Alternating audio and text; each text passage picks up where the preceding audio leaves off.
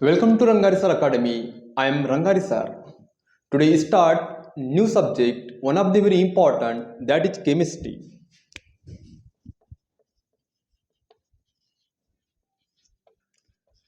आज का first lecture है। इस लेक्चर के मुताबिक केमिस्ट्री क्या है, केमिस्ट्री के कितने ब्रांच होते हैं, डिस्कस करने वाले। तो नंबर फर्स्ट अपन डिस्कस करते हैं केमिस्ट्री का मीनिंग। केमिस्ट्री एक सब्जेक्ट है, ये ना आर्ट ना कॉमर्स से बिलोंग करता है। केमिस्ट्री को पढ़ने के लिए जो स्पेशल ब्रांच होती है that is science. That's way chemistry is a branch of science.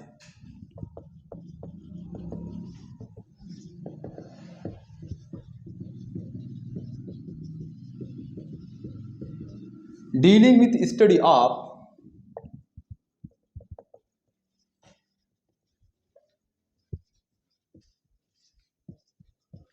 structural study, preparation method, identifications, physical properties,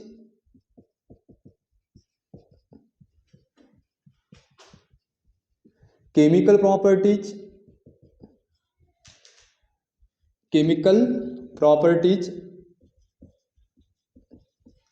and uses of chemical compound is known as to the chemistry. Chemistry एक branch की science है। इसके अंदर अपन chemical compound की study करते हैं और chemistry के अंदर million number of chemical compound होते हैं। उनमें से कुछ केमिकल कंपाउंड्स यहाँ पे अपन डिस्कस करेंगे। Just like with example water, sulphuric acid, ethanol, C2H5OH, glucose C6H12O6 etcetera. Okay, तो इन केमिकल कंपाउंड की स्टडी करने के लिए इन केमिकल कंपाउंड के वेरियस पैरामीटर होते हैं, जैसे कि केमिकल कंपाउंड का structure. Just like two example मैं यहाँ पे इथेनॉल सिलेक्ट कर रहा हूँ, C2H5OH।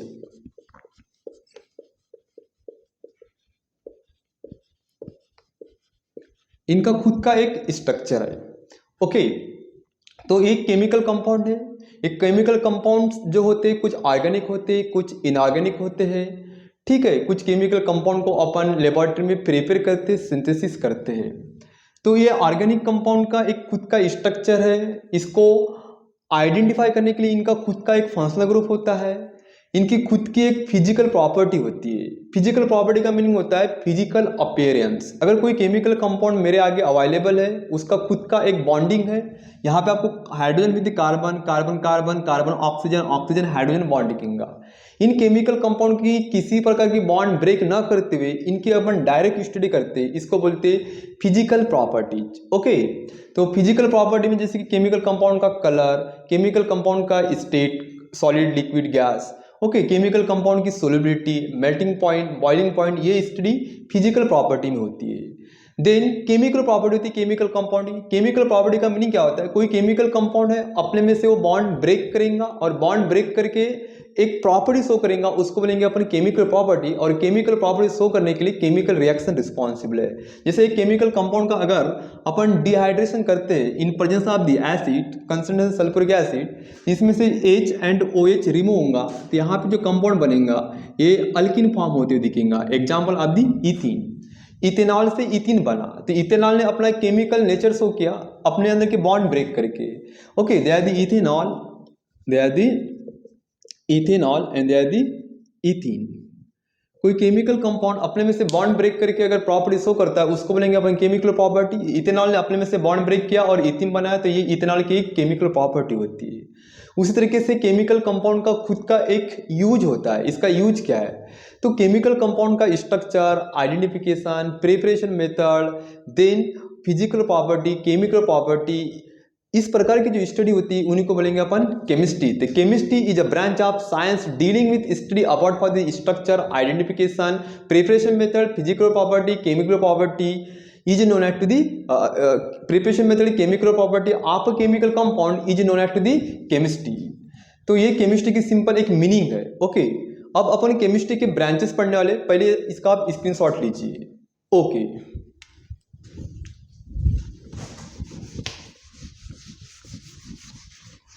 Now doing about for the various branch of chemistry.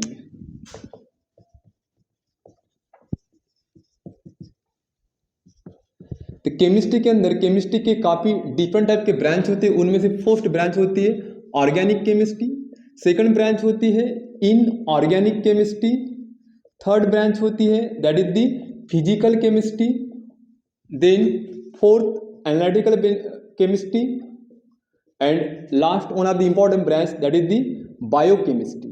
तो इन सभी ब्रांच का अपन यहाँ पे मीनिंग डिस्कस करने वाले हैं।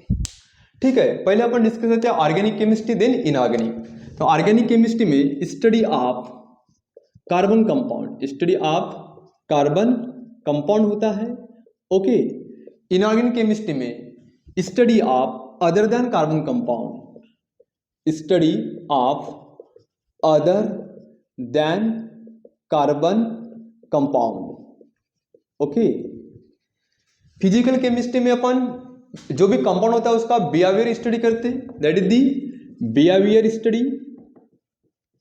जैसे कि फिजिकल केमिस्ट्री में बिहेवियर स्टडी में बात करते हैं that is thermal property, electrical property और इलेक्ट्रिकल नेचर। ओके, ये केमिकल कंपाउंड बिहेवियर होता है। Then order of reaction, order of reaction. Thermal property पढ़ने के लिए थर्मोडायनामिक रिस्पॉन्सिबल होता है, इलेक्ट्रिकल प्रॉपर्टी करने के लिए इलेक्ट्रोकेमिस्ट्री होता है that is the thermodynamic, electrochemistry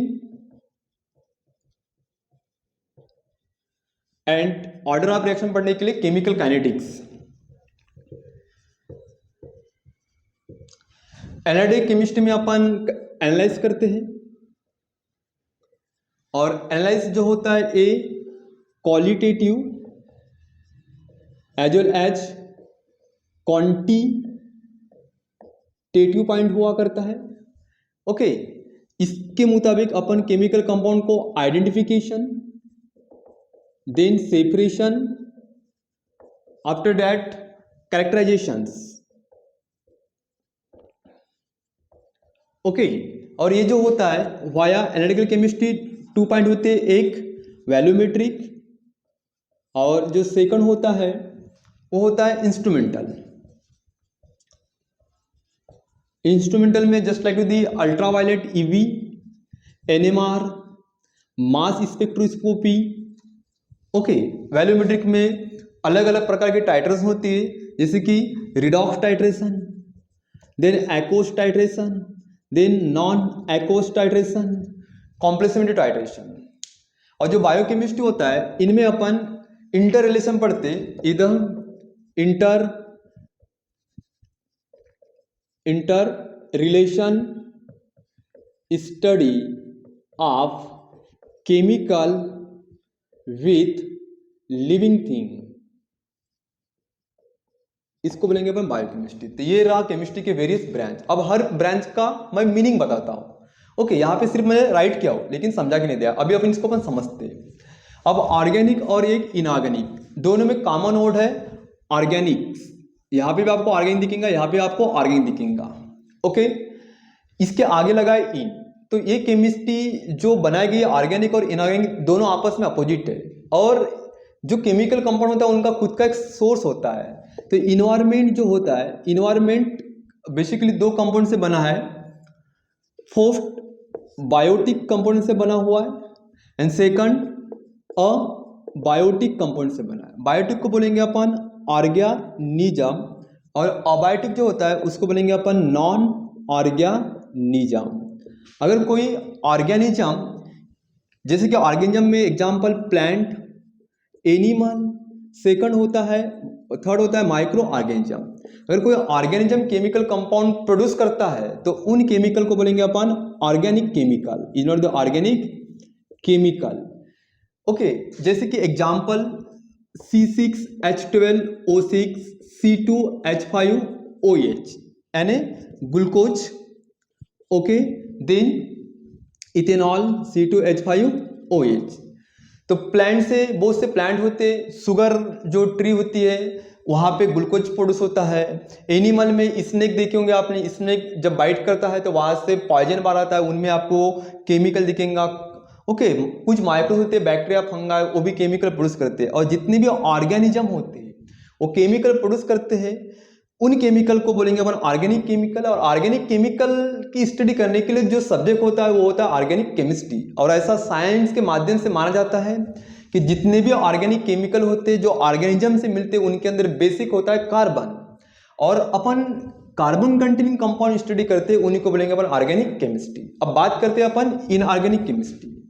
inorganic में क्या होता है, नॉन ऑर्गेनिज्म, इनका मीनिंग होता है नॉन ऑर्गेनिज्म। नॉन ऑर्गेनिज्म बोलते हो अबायोटिक, तो इन्वायरमेंट में अबायोटिक कंपोनेंट है, उनमें से अगर केमिकल प्रोड्यूस हो रहे तो उसको बोलेंगे अपन non organic chemical, non organic chemical. और नॉन ऑर्गेनिक केमिकल की स्टडी करने के लिए जो होता है वो होता है inorganic. In means non organic, okay. तो एग्जाम्पल जो अबायोटिक फैक्टर होते हैं जैसे कि अर्थ, देन एटमॉस्फेयर, उसके बाद सी, ओके। तो सी से साल्ट मिलता है, अर्थ वाटर प्रोड्यूस करती है। एग्जाम्पल कुछ रॉक्स होते हैं उससे मेटल मिलते हैं, मिनरल मिलते हैं। तो इन केमिकल कंपाउंड में कार्बन होता नहीं, और study of the other than carbon containing compound is indicate part of the inorganic chemistry.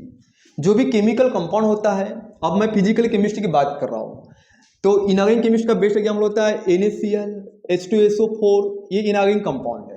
अब बात करें अपन फिजिकल केमिस्ट्री। अब फिजिकल केमिस्ट्री में क्या होता है, जो भी केमिकल होता है व्हाट एवर से दैट, मैं कोई भी यहाँ पे केमिकल राइट किया, example what ever any chemical, उनका खुद का एक बिहेवियर होता है। कुछ केमिकल की एक थर्मल प्रॉपर्टी होती है, कुछ केमिकल की इलेक्ट्रिकल प्रॉपर्टी होती है, कुछ केमिकल का रेट ऑफ रिएक्शन में उनका खुद का ऑर्डर होता है।